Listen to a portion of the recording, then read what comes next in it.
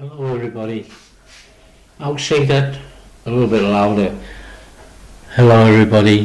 This is Chris sending this recording. It was live when I did this, by the way. I was live anyway. From Montenegro.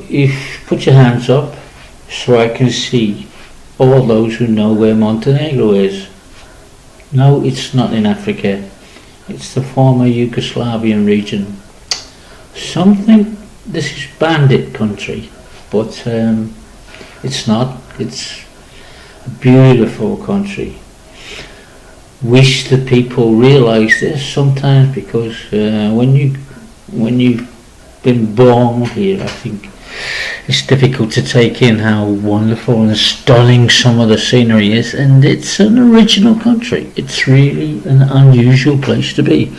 It's like sort of South America and Europe, very laid back, quiet, sometimes quiet, society, a bit conservative if you like, and old-fashioned way for some, but it's changing a lot in the new generation. They all have their mobile phones and their cars and laptops and all that stuff. Satellite TV. Anyway, I'm here. I've been travelling or changing my location since I was virtually a teenager. I was lucky enough to get into a job in London, the shipping company, dealing with wines and spirits. Yeah, what a great chance that was. First interview, got the job. Yeah, I was an office boy in London at 16. The chances I got, I don't think exist anymore. Now you have to have a piece of paper to prove that you are something or other, and yeah, that's a shame really, because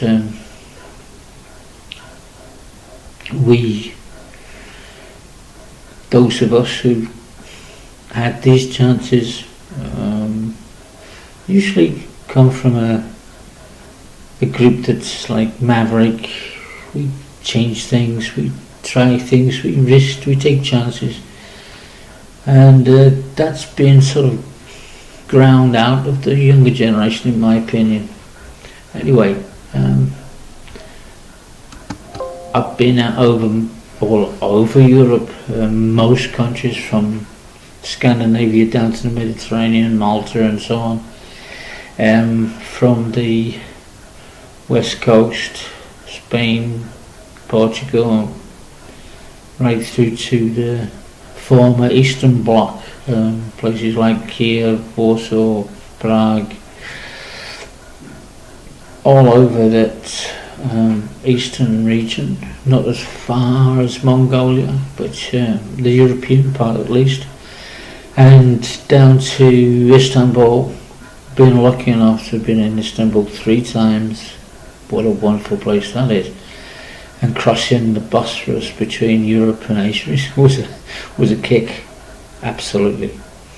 So the last 20 years I've been in the alternative world.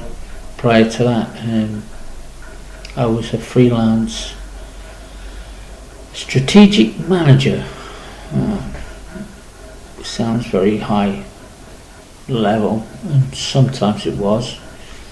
I met all sorts of people in government and agencies and security projects and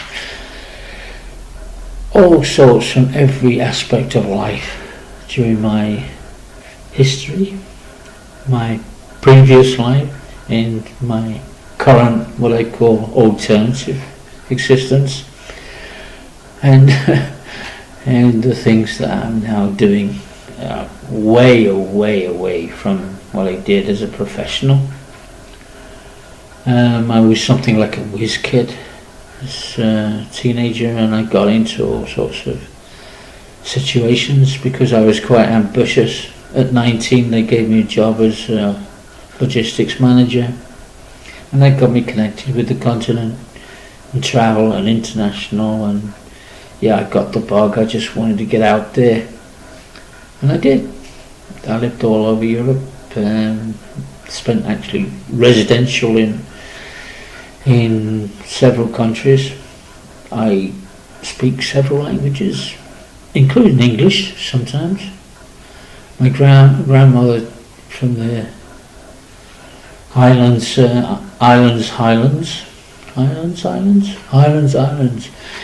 taught me some Celtic. I even studied the culture going back 3,000 years, and Liverpool for me is a Celtic city, and despite the modernisation of since '08,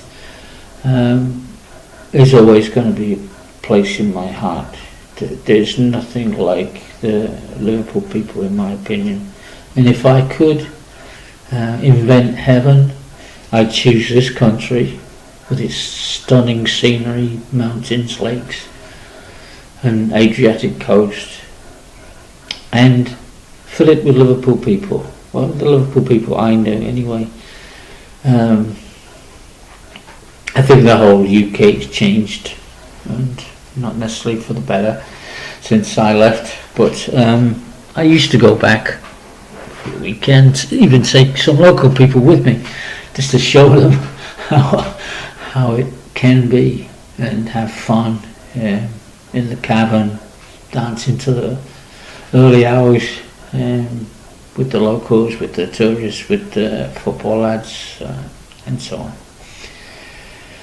Yes, that change I had was around 20 years ago, ironically coinciding with the Balkans conflict, which changed the former Yugoslavia into several countries. And that's a story for another time, but I woke up after a week in a meningitis coma and quit. Dropped out, call it what you like. I decided from that moment on I would never do anything else for money. So this, like everything else I do now, is free. You get all of my history for no cost at all, lads. So at this time I'd like to say thanks to Julian for entertaining this idea of this Scouser abroad idea, and also my main contact in Liverpool, who I've got the utmost respect for, is Frank Carlisle, a great historian and ambassador for Liverpool, which I've tried to do also in my own way around and about my travels and changes in location, to tell about the story of Liverpool. Thanks to Frank, he gave me a lot of the information that I wouldn't otherwise have known about the past, and kept in touch with the current situation, and of course the football. Yes, I am a Red, but I give credit to the Blues when it's due. I love Liverpool, the people especially, and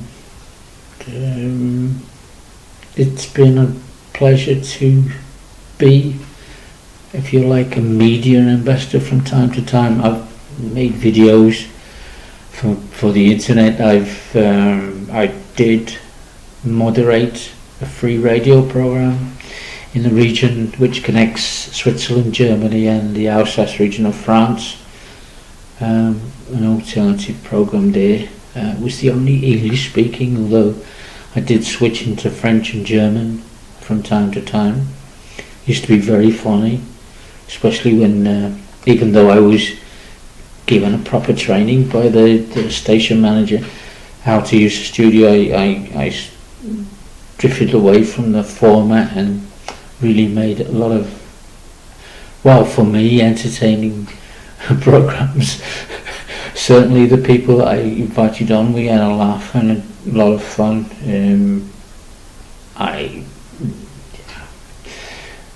promoted Liverpool. I told jokes about politicians, local and global, and made some campaigns which got me into a little bit of a confrontation with the system. as it is, as it was, for the last 10 years or so. Campaigned. I got arrested for participating in demonstrations and occupations of political offices when I thought it was the thing to do. And I have no regrets about that. Anyway, this program is to give you a little bit of my view, and maybe to get you to imagine being a Scouser abroad, being somewhere else, and with your Liverpudlian hat on, imagine being somewhere else and coming into enjoyable experiences, and also conflicts with cultures that were different for me, and to sometimes attempt to integrate them into ours. I know that seems like wag the dog principle, but yeah, I tried very much to, no, I did in a way succeed in many cases in organising things that brought Liverpool, shall we say, mentality, humour,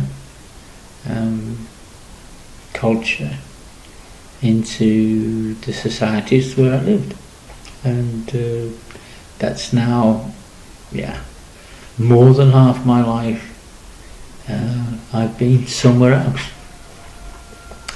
People have asked me, where did you come from? Because of course I've neutralised my accent. But when I go back, within a couple of days it's back to, hey, right there, kid, and I'm made up with being here, all that stuff, as Jürgen Klopp might say.